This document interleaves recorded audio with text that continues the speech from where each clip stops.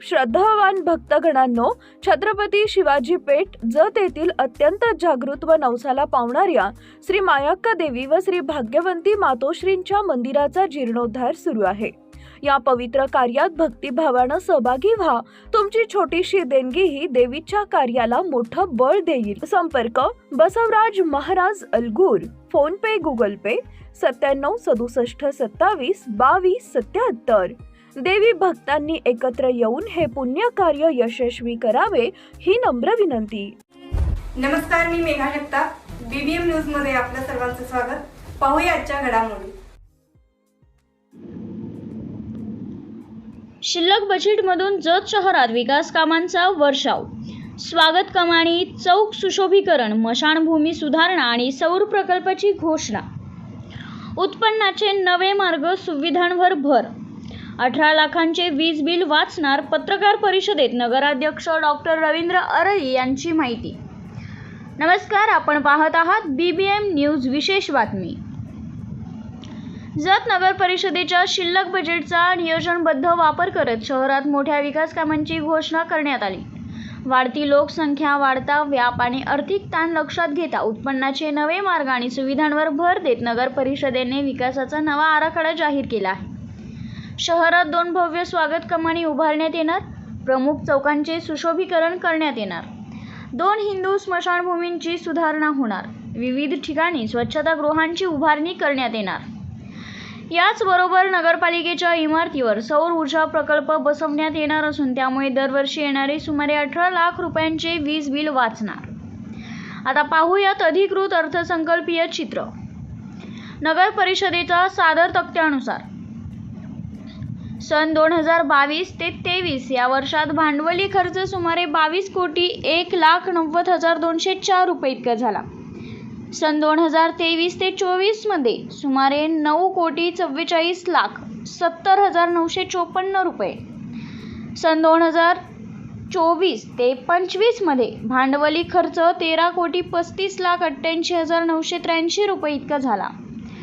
तर 2025 ते 26 मध्ये सुधारित अंदाजानुसार पहिल्या 8 महिन्यांमध्ये खर्च सुमारे 19,68,77,416 रुपये, तर पुढील 4 महिन्यांसाठी 25,71,32,750 रुपये तरतूद। एकूण भांडवली खर्च सुमारे 45,40,10,160 रुपये। सन 2026 ते 27 अंदाजित खर्च एकूण प्रस्तावित भांडवली खर्च सुमारे 78,74,30,580 रुपये इतका अपेक्षित। प्रगतीपथावरील कामे, गुंतवणूक, कर्ज अनुदाने आणि इतर भांडवली खर्चासाठी मोठी तरतूद करण्यात आली आहे। वाढत्या लोकसंख्येच्या पार्श्वभूमीवर डिजिटल सर्वेक्षण, मालमत्ता कर पुनर्मूल्यांकन, सौर ऊर्जा, जाहिरात फलक, पार्किंग शुल्क आणि रिकाम्या जागांचा व्यावसायिक वापर अशा पर्यायी उत्पन्न स्रोतांवर भर दिला जाणार आहे। ही माहिती जत नगरपालिकेचे नगराध्यक्ष डॉक्टर रवींद्र अरळी यांनी पत्रकार परिषदेत दिली आहे।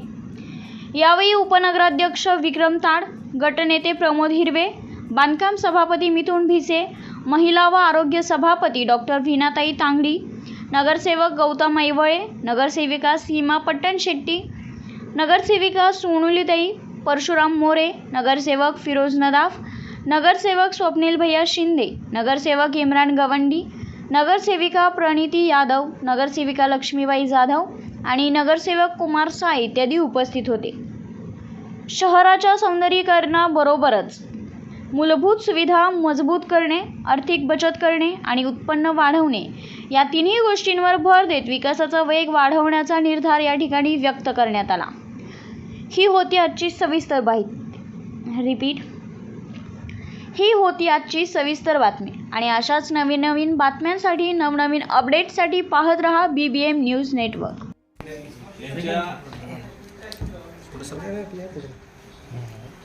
सुधारित सन 2026-27 अर्थसंकल्पीय अंदाजपत्रक आम्ही सादर केलं।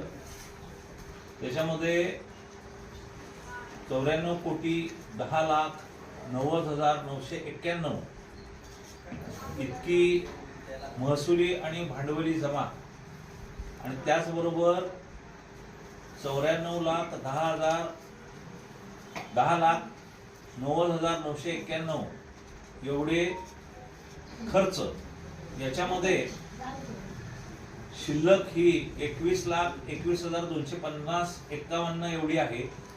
म्हणजे हे अंदाजपत्र सन 2026-27 रोजी हे शिल्लकीचं अंदाजपत्र आम्ही जत नगरपालिकेनं सादर केलेलं आहे.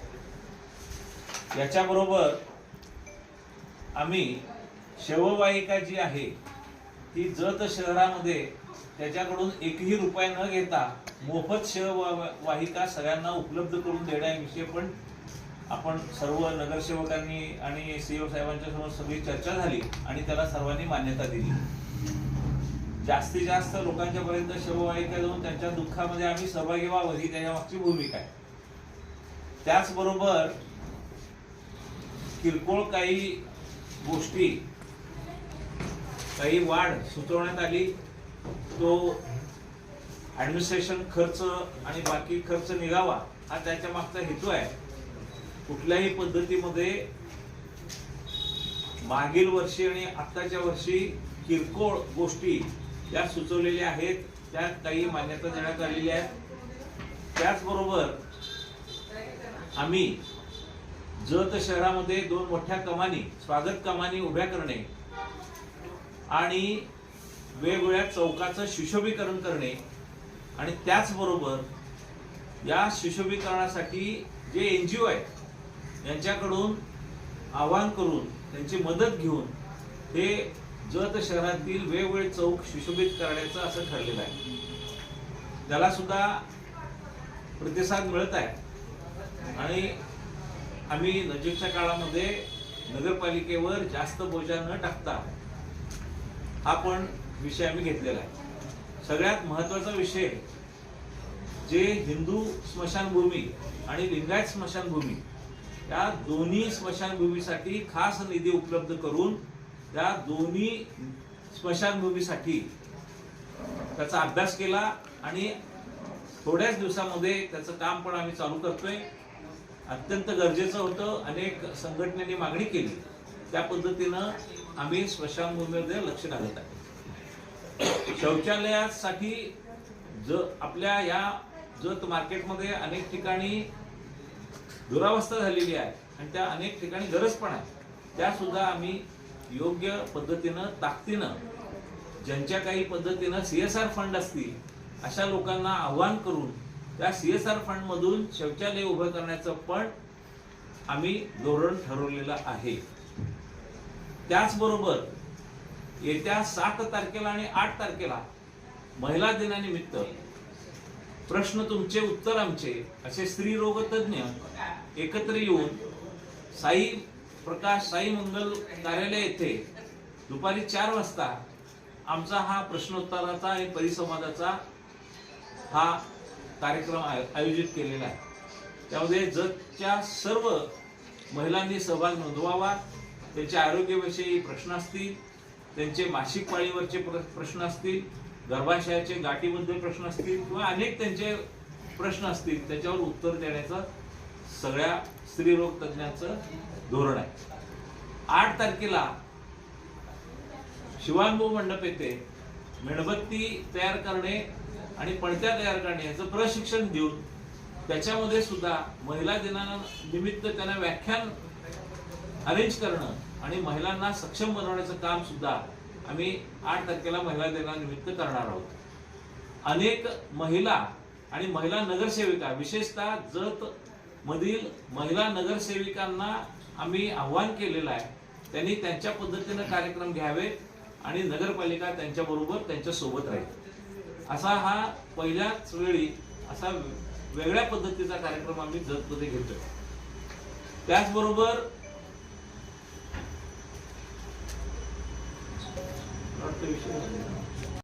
एक सुसज्ज अभ्यासिका आपल्याला जिल्हा नियोजन मधून मंजूर केलेला आहे आणि ती अभ्यासिकेची जागा आम्ही फायनल करायचा प्रोसेस मध्ये आहे.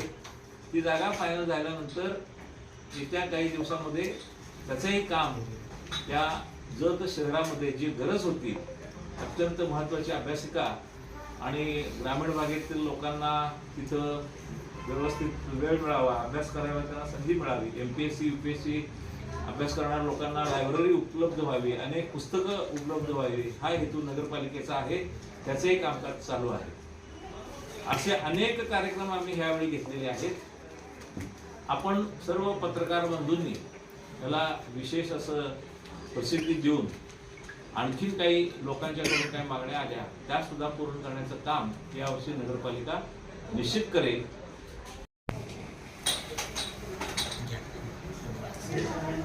जत शहरामधल्या डिजिटल संदर्भातला एक निर्णय आपण चांगला घेतलेला आहे. कायम असं व्हायचं की पूर्ण डिजिटल प्रत्येक चौकात सगळं शहरच दिसत नव्हतं.